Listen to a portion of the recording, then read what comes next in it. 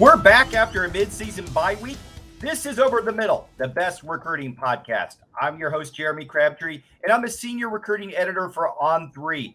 We're brought to you by the amazing folks at YourView, the best home for live high school football coverage from coast to coast. If it's a top matchup in Oklahoma, YourView has you covered. The same is true in Arizona, Louisiana, Nebraska, Kansas, and other corners of the country. Be sure to log on to watch.yourview.com. Once there, you can subscribe for access to all the games across the country, or you can pick out a single game matchup that jumps out to you for only $7.99. Believe it or not, the high school football season is more than halfway through. We've got some states in the country that are, 3 or 4 weeks away from the playoffs, and that's why this week's schedule under YourView is shaping up to be one of the best of the season. One game I can't wait to see is Friday night in Louisiana between St. Thomas More and Westgate.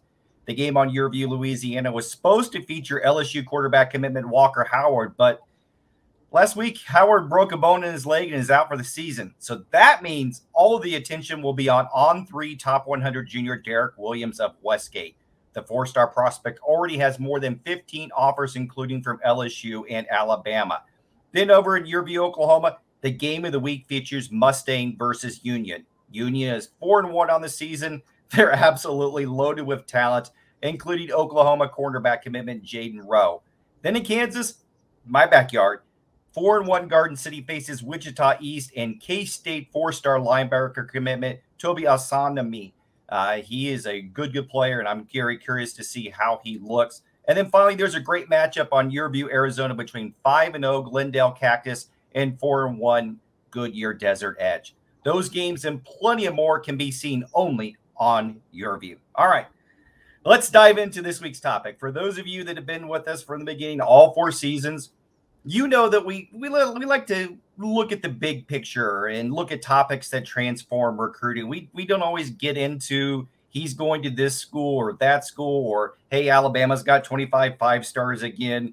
We like to look at the heavy hitters that impact the recruiting trail. And one trend that has really started impacting recruiting, unlike anything that we've seen before, is players opting out or deciding entirely to sit out for their parts of their senior seasons.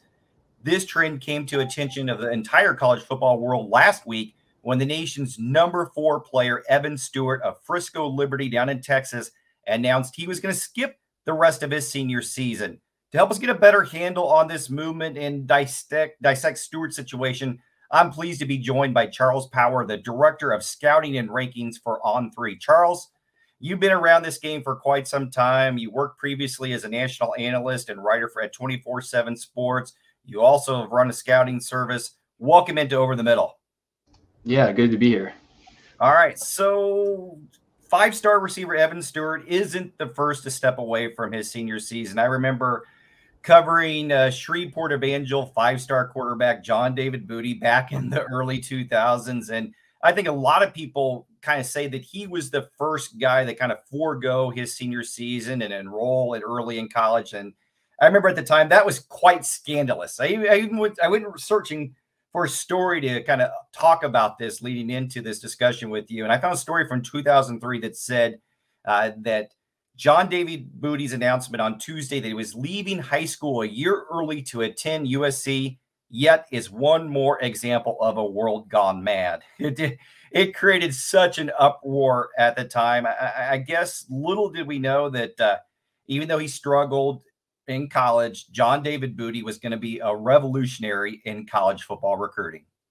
Yeah, no question. I mean, and it seems like that didn't really happen again until maybe JT Daniels skipping his senior year or like reclassifying basically. Yeah. And Jake Bentley is another one that I remember, 2 quarterbacks who did that. Obviously JT Daniels, kind of a little bit of a comparison there is they both went to USC. And then Jake Bentley, graduated early and joined his dad, who was on the staff at South Carolina.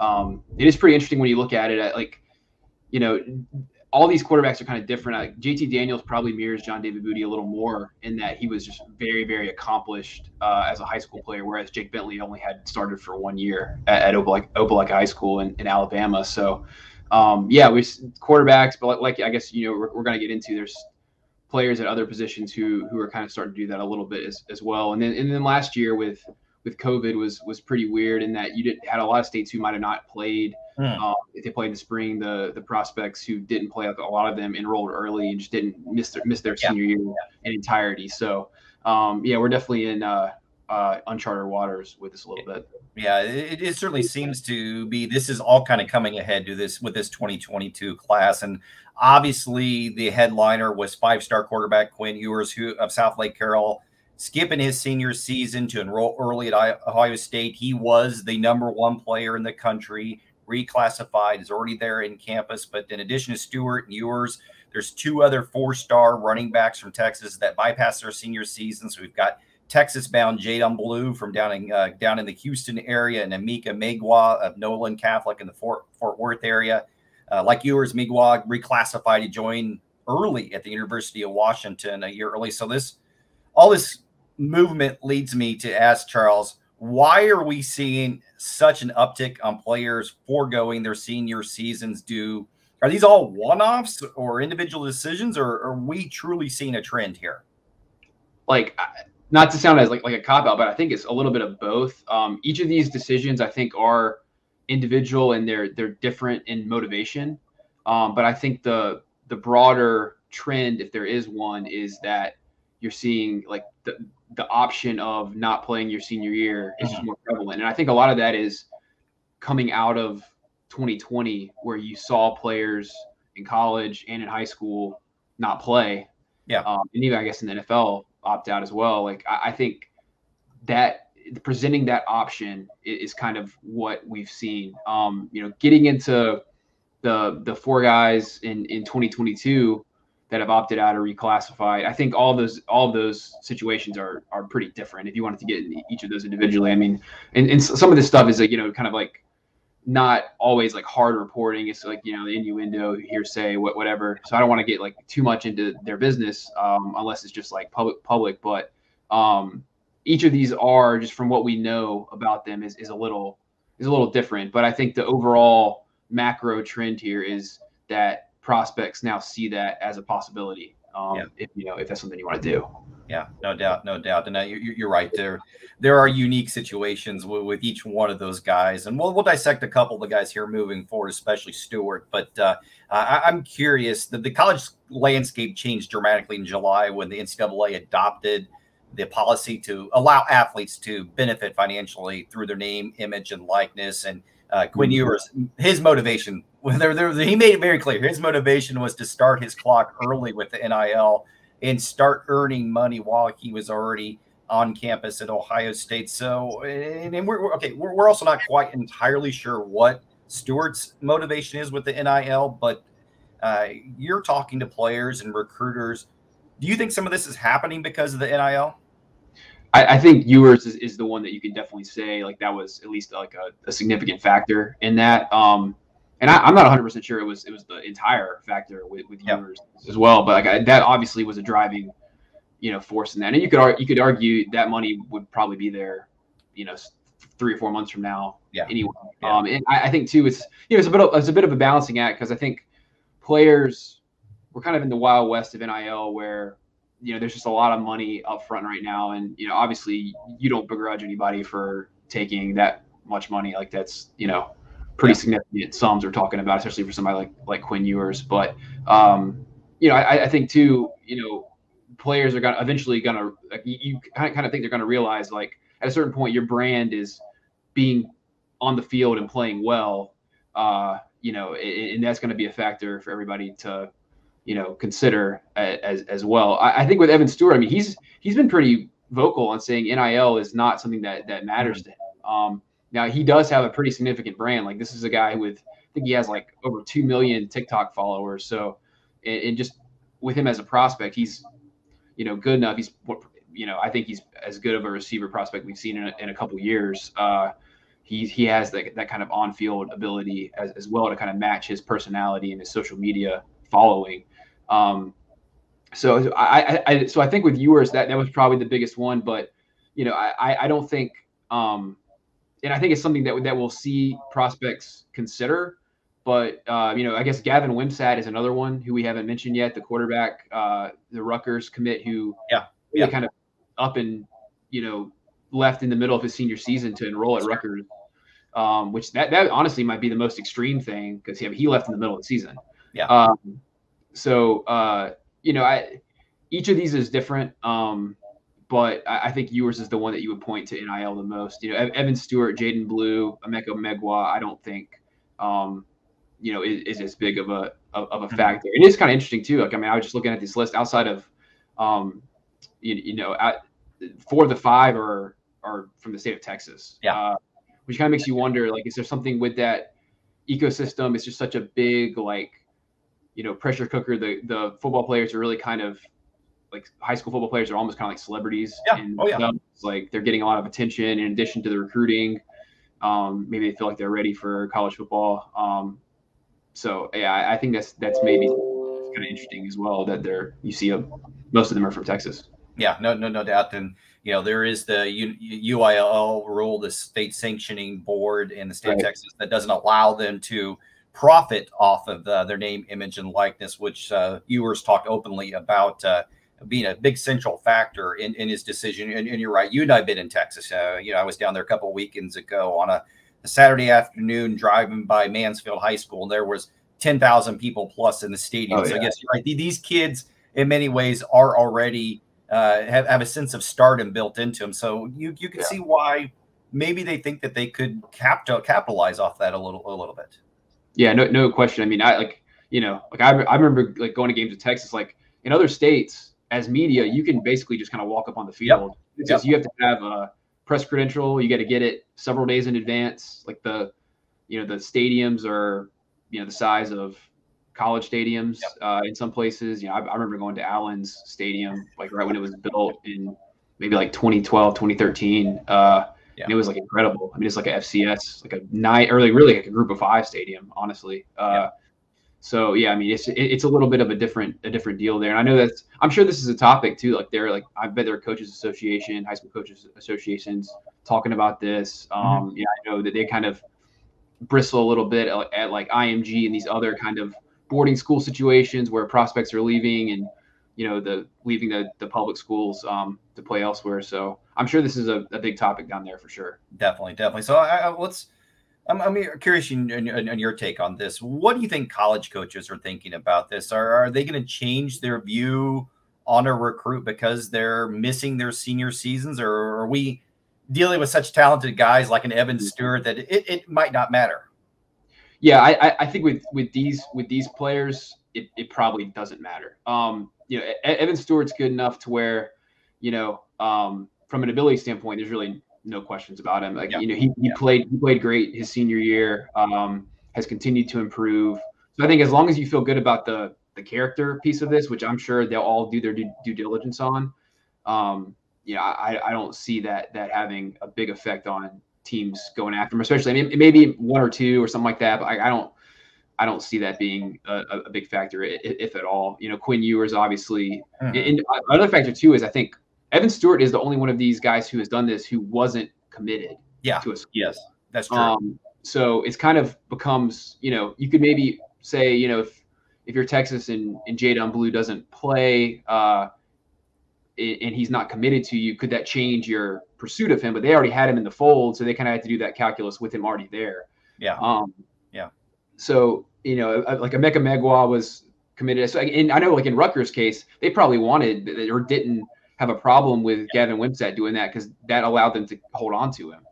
He was a pretty big recruit for them, just on paper. So, I think that's something you kind of have to factor in. Evan Stewart's a little bit of an outlier so far in that he is an uncommitted prospect, but he's so, touted and so talented that I don't see that really affecting teams' pursuit of him. Now, in terms of if players start doing this,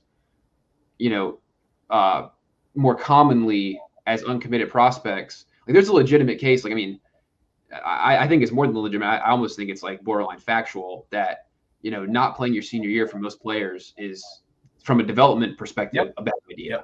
Everything because I go back and like study the NFL draft trends every year, look at these players, like their development arcs when they, are playing junior, senior in high school, kind of track their production and all of that. And like one of the stickiest trends you see is these guys like really play well when they're seniors in high school. And there's a lot of reasons for that. Quarterback, it's almost impossible to argue that it's a major factor. You almost rarely ever see players who like miss their senior year, whether it's like injury or whatever. Like almost all these high draft picks like show out as seniors. Even somebody like Trevor Lawrence, who probably was as accomplished of a high school player freshman to junior year. If anybody could have done like reclassified, it would have been him. And he threw 1,300 passes in high school and got better as a senior. Although his team didn't win a state title, but like he threw like 40 touchdowns and like 1 pick or something as a senior. And I think to a lot of these players, I'm sure to Quinn Hughes, it probably seemed like, oh, like this is boring. Like, this, I don't feel challenged or whatever. But the thing you have to understand is it's difficult to simulate live football games. This isn't like AAU basketball where you can go get run against good players at any time. In a real football game with the pass rush, contact, all of that, it's difficult to simulate. So you're getting better in games, and you're getting better against competition that might not seem challenging to you, but that allows you to experiment, build confidence. I mean, this is like a spatial contact game that you just can't really simulate. So I think those in-game reps, especially for quarterbacks, are huge, and like they're invaluable. So I would never recommend to anybody from a getting better at football standpoint to like not try to play high school football or skip as a senior. And there's obviously situations you can't avoid, like guys getting hurt or your state not playing because of COVID or whatever. But speaking for the group, it is from a developmental standpoint, it's not a good idea. And you kind of think about like in college, you want to be as good as you can possibly be when you enroll in college, because especially if you're at a top program that's continuing to recruit guys who are to your level, you want to be as good as you can be when you get in there. And the same goes for the NFL. Like the NFL is not a developmental league. Like we've seen, like think about like Josh Rosen, who was a top 10 pick by the Cardinals, and he gets in there and they draft Kyler Murray the next year. So you want to be as good as you can be when you matriculate up in levels. So that's something to consider, and that's something I feel pretty strongly about. I think all the data bears it out as like a very strong case. Now, there are factors other than that, like you talk about NIL money, personal reasons, like disciplinary reasons, etc. But if in terms of just getting better at football, it's hard to argue against playing your senior year. Yeah, no, I you hit the nail on the head right there. I was going to ask you about this in just a second, especially with Stewart's situation, because you're right. He's not going to get those reps in the game. He's not even going to get those reps in practice that he would normally get, because going and working out with a trainer is just not the same thing. It's just not the same thing as being underneath the lights on Friday night and having somebody scheme against you to try to shut you down, or if you're a quarterback, throw a different coverage at you, or if you're an offensive lineman, suddenly they bring a stun at you. You can work out all you want to in the weight room and in training with your personal trainer. All these guys have personal trainers, as you know, but it's just not the same, is it? Yeah, no, I mean, and I do think Evan Stewart will be fine. Like, I don't see this having like a major effect on him. But I mean, is it ideal? Probably not. I mean, you talk about the possibility of avoiding injury, maybe.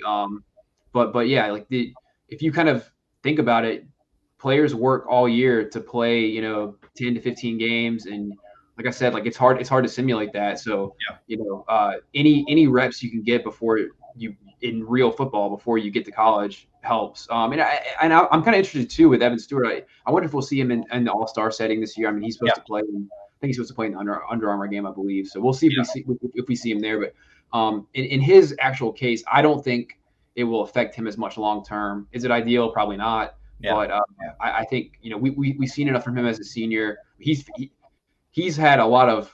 I'm not sure I've seen a high school receiver be covered in like bracket coverage as much as him. Like you look at it, it's almost like teams are playing like a box and one essentially against him. So that probably is a little frustrating too. But I mean, he would like you said earlier, he was having a very strong senior year.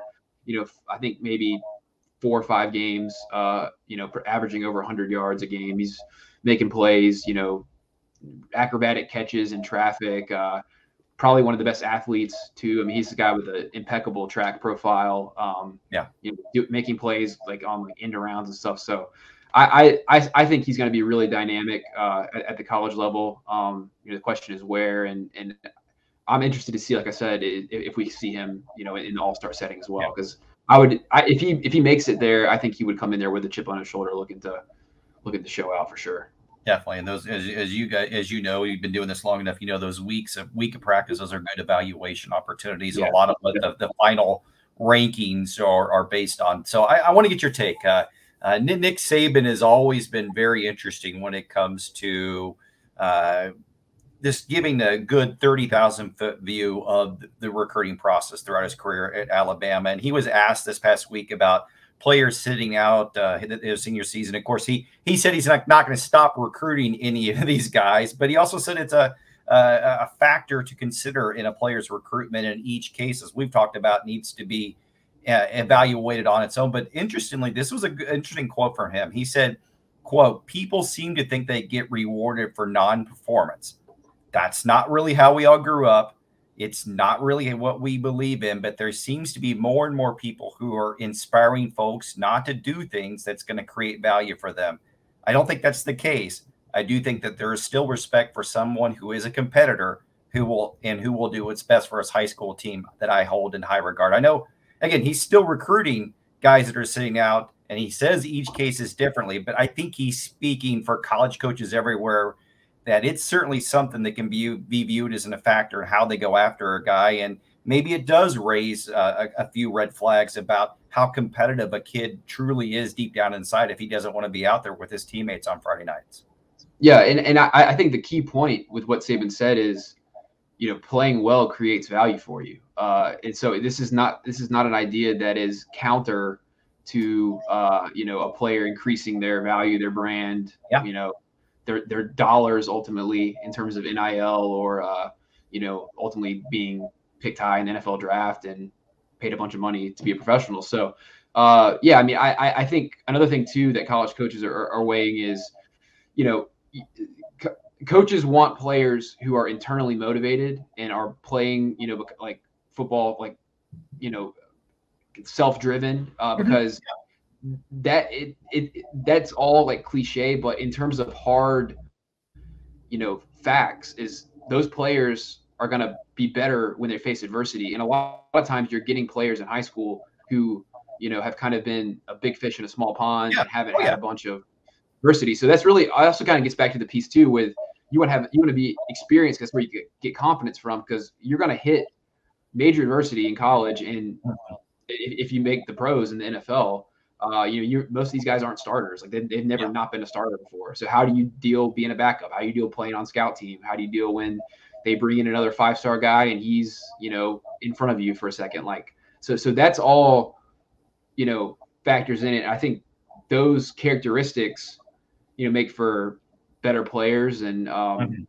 guys who coaches want to target and recruit, because this is going to be it's a difficult thing with coaches to navigate, because they're kind of have to kind of deal with the NIL, the kind of inequity on certain players, having these big deals, and how does that balance in a locker room and stuff like that. So it just kind of complicates the situation more. And I think, ideally that's something that coaches would want to look at. Some coaches maybe have the luxury of doing it. Like Nick Saban has the luxury of digging into all these guys, and he, kind of gets his pick of the litter, so to speak. So, and one thing Alabama does really well is, maybe more so than other programs I've seen, is they really evaluate the senior year.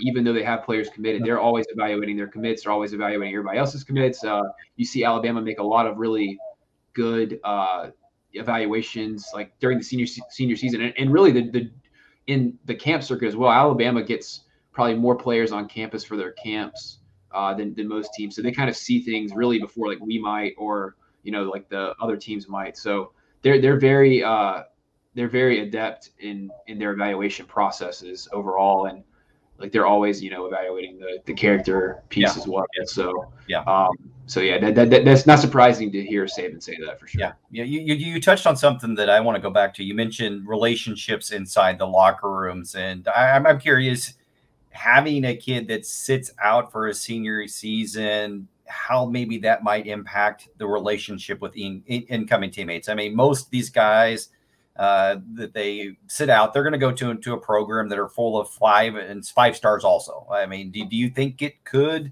leave a negative impression that this guy's maybe above the team? That's something Saban didn't say, but maybe touched on a little bit there without saying it, that I have to wonder, walking into the locker room at Ohio State, at an Alabama, or some of these other places that are going to be impacted by the kids sitting out. I wonder if that's something that players on the team certainly pay attention to. I don't know. I mean, I think you'd probably be surprised on how little college football players know about the other guys that are coming in. So I think most of it would have to probably do with what are they like once they get on campus. Like, if you get on campus and you're working hard in the off season and doing what you need to do, like, I don't think that would impact, locker rooms as much. I think some of it might be, coming in with a reputation, but I think the quickest way to fix your reputation is just kind of what you do when you're there. But like, I just know from my experience, like knowing college football players, unless they're like hosting the recruit, on campus, like, or with their interactions with them on visits, like a lot of times there's like, I don't really know who this is. So, maybe if you're like a big prospect like Evan Stewart that everybody kind of knows, or like an Arch Manning or something, a prospect who kind of transcends like the normal news of what a college football player might intake.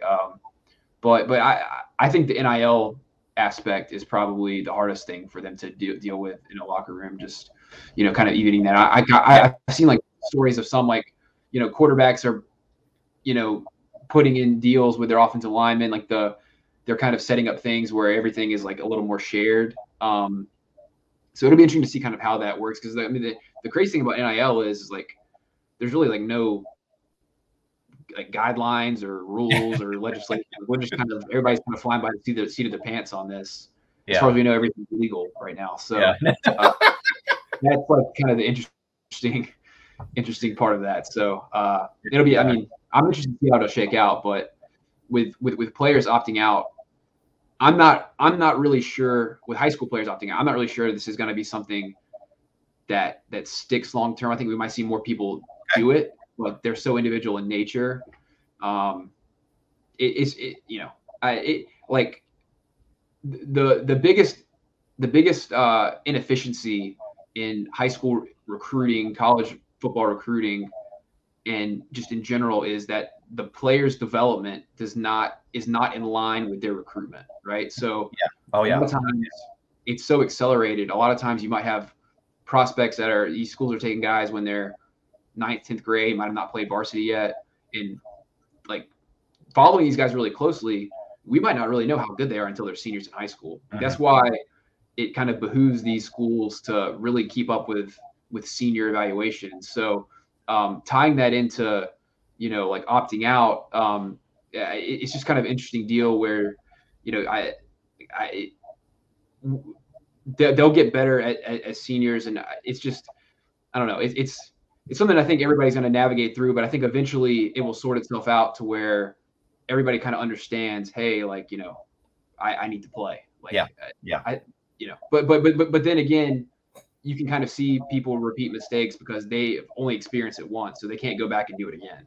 So I'm interested to see how it plays out, but I think we'll see more, but I don't think it'll be like widespread enough to where it's like a significant percentage or anything like that. Yeah, I was going to ask you to get your crystal ball out and ask you if you do see this continuing to escalate with classes down the road. And I think you hit the nail on the head. I think there will be one-off situations when the guys see that it might be great fits for them or their situation. Maybe they're running back and they don't want to get hit an extra 1,000 times that season. So I think there might be one-offs, but I'm hopeful, and I know college coaches and I know high school football coaches are certainly hopeful that this doesn't become a continuing trend.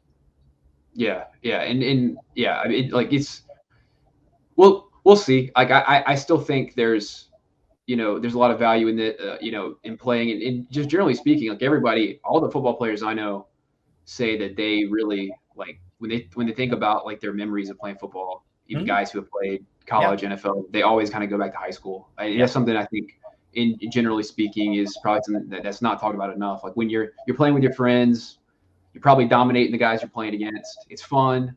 You're playing the local rivals. It's all, yeah. It's for lack of a better term, it's kind of for like love of the game, but it's more of a pure thing. And I think that those are the memories that I think at least most of the players that I know talk about. Yeah, I'm very nostalgic also. So I love that, and I love that.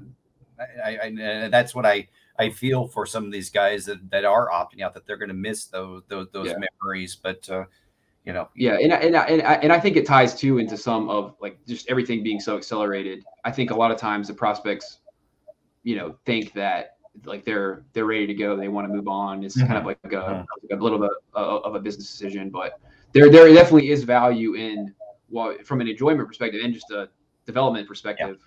That stuff, it can't be rushed. Like you can keep jumping up levels, but I mean, development's non-linear, but it's still, and it moves on its own pace, so. Yeah. All right. Before we let you go, I want to ask you about the updated On3 rankings that were released last week. And you had a huge role in working with Jerry Hamilton, who we had on earlier on here with Over the Middle. The top 3 consist of edge Marvin Jones Jr., Florida State athlete commitment, for now, maybe Travis Hunter, and defensive lineman Gabriel Brownlow-Dindy. The top 3 kind of remains unchanged, but there were a few that moved up that I know you're really high on. I want to ask you about Georgia defensive lineman Michael Williams, linebacker Heller Perkins, and new 5-star Alabama edge commitment Jeremiah Alexander. What caused those guys to move up in the rankings? Yeah, I think first off, the 2022 cycle is a very weird one in that it's not very strong at the top. When I say that is like all these guys are really good prospects, but a lot of years you kind of you get into the cycle and it's very apparent who like the top guys are. And they're a lot of times at positions like quarterback, pass rusher, maybe offensive tackle here and there. But, with Quinn Hughes graduating early, going to Ohio State, kind of leaves a little bit of a void in the kind of like who's like the obvious number 1 prospect, right? So like after Quinn Hughes, a lot of the quarterbacks are maybe a little less proven. I think there's a decent chance we see, one, if not several of those guys become 5-stars down the line. But it's, at that stage, they were probably not as obvious 5-stars as early as a guy like Quinn Ewers was. So that's all to say this is about as wide open of a race for the top prospect that I can remember. Maybe you could say 2019 with you kind of like Kayvon Thibodeau and Derek Stingley, guys like that. But looking at this now, we're just trying to like, I guess, figure out like who has like a definitive shot at being the number 1 prospect, right? So, Michael Williams is one who, as a kind of big jumbo edge rusher, we haven't ranked the defensive lineman, but he kind of plays on the edge a little bit. Reminds me a little bit of Chris Jones, who I think when I was at 24/7, he was the number 2 player in the country for us behind Robert Kimdichie. Ended up being a defensive lineman at Mississippi State, and now is one of the best D linemen, in the NFL for the Kansas City Chiefs.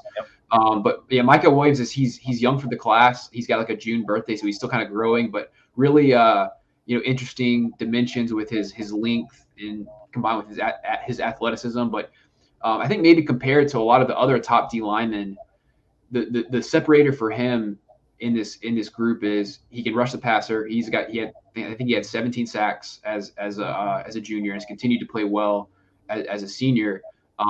And he's just generally just more productive as a player. Like it's kind of weird. Like I think when you watch a game of a defensive lineman, a lot of times you expect them to just be in the backfield every play. And I've watched a bunch of these 5-star guys, and it's really like not the case.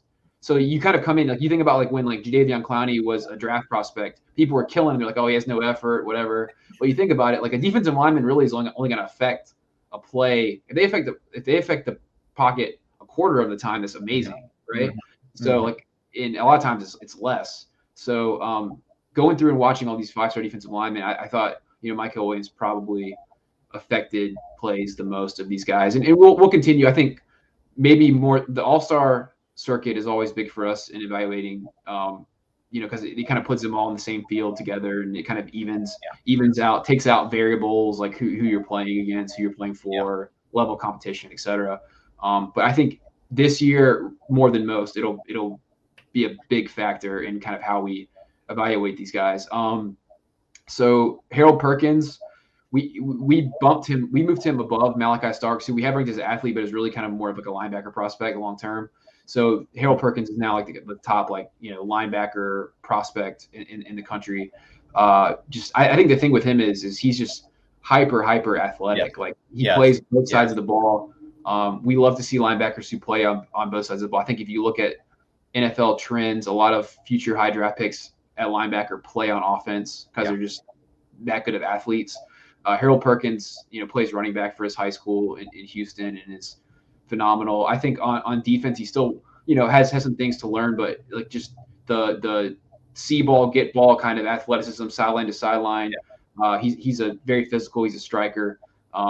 Originally from New Orleans, and I think that and probably a guy who's looking at like heavy SEC recruitment for him. Especially if you consider Texas and a future SEC school. But thinking of players, he kind of reminds me of a little bit. I think the two probably that he is the closest of reminding me is Jalen Smith, who linebacker for the Cowboys, who went to Notre Dame. He was a top 5 prospect coming out of high school. Similar in that he was a really good running back. And another guy who was, I think, kind of recruited as a running back, or was told at least he was a running back. His recruitment was Shaq Thompson coming out of Sacramento. Who ended up going to Washington, plays for the Panthers now. So he's that kind of hyper athletic, modern linebacker who could play in space, could play safety at schools, passer, just can do a lot of different things.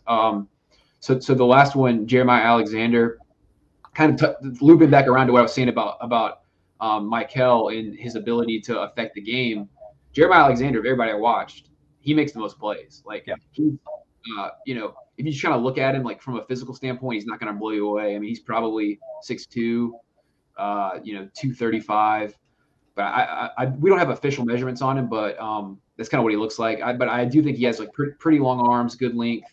But he plays for a top 5 team in the country in Thompson High School in Alabaster, Alabama. And I watched their game against Hewitt Trussville, which is one of the top teams in the state of Alabama, and he just completely dominated. Like, this is a guy who's in the backfield every play, very strong, controls offensive linemen easily, just active, very smart player. He's always looking to the sidelines. He's like motioning, he's setting their defense. So I think the thing with him is he has a very high floor. Like, it's hard to not see Jeremiah Alexander not being a very good college player at the minimum. So he was one that was pretty easy as a 5-star just after watching him play in a high school game and comparing that to kind of what you see from everybody else. Yeah, you're right that team is damn good. They're so fun to watch. Charles, they're complete buzzsaw. No doubt about it. So give me a guy. It's maybe inside the on 300 or just outside the top 300 that's having an outstanding senior season that you think we need to keep an eye on here for ranking movement here in the coming months. Yeah, so I'll do 2 guys who are not 5-stars who we think are having really good years, and I'll do a couple that are outside the 300. So in this last rankings release, we kind of set up. We didn't make a ton of 5-star changes outside of making Jeremiah Alexander a 5-star, but the next group outside, kind of if you look at like maybe 21 to 26, those are the ones who are like really kind of like separating themselves a little bit. So quarterback Drew Aller for Penn State, he's the #1 quarterback in the country, having a really good senior year. Just a lot of arm talent there. I think as a senior, we've seen his play kind of catch up with his talent a little bit, and he's just kind of putting it together. Played on national TV on Friday, had a really good game. He's probably the leader in the clubhouse for top quarterback, but I think he'll get some challenges. Like Cade Klubnik is in there. There's a group of 3 or 4 quarterbacks, if not 5, who have a legit shot. It's a pretty wide open race. His Penn State fellow commit Nicholas Singleton from Pennsylvania, Governor Mifflin High School, has kind of emerged as top running back. Just very fast, physical, violent runner. just killing the competition that he plays against. So he's won. Toriano Pride, cornerback committed to Clemson from East St. Louis High School in Illinois. He has been phenomenal. Like I thought you could argue he had the best corner film that we watched from seniors. Really exceptional. Just his ability to stay attached and kind of technique and stuff like that, along with his athleticism. He looks great. Those would probably be the main ones. Jordan Hudson, a receiver out of Texas, is having a great year. Committed to SMU.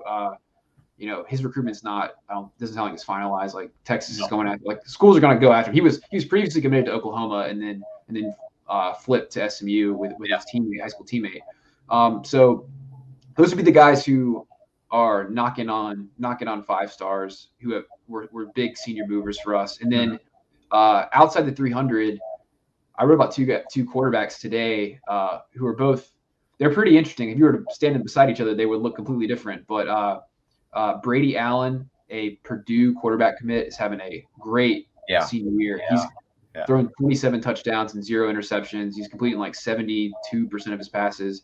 And I think when you combine that with, like, this is a guy with like a pretty big arm. Like you watch him throw in the camp circuit and you're like, okay, he's definitely checks the arm strength velocity box. So and his film looks good as well. His video looks good. So he's one I think that is making a very strong push. I mean, he would have to almost not have a great finish to his senior year to probably not be in the top 300 ultimately. And then you can make an argument that Noah Fafita, the Arizona, is probably playing as good as any quarterback in the country in high school football right now. He has 2 talented players, 2 talented targets in Tetaroa McMillan, the Oregon commit, top 100 commit, and then Kean Burnett, the tight end who's going to Arizona with him, former USC commit.